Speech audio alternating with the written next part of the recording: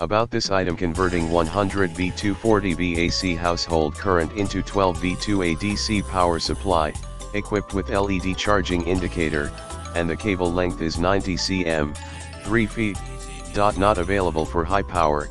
This car cigarette lighter is only suitable for some low power car equipment, such as car MP3, oxygen bar, humidifier and so on, not for high power devices, such as high power car air compressors, waxing machines, car vacuum cleaner etc., to achieve home use. Multiple safety protections such as anti-EMI, interference, surge protection, short circuit protection, overload protection, overcurrent protection, and over temperature protection etc. Note: it should be 12V DC, not BAC 12V or lower/higher than 12V DC.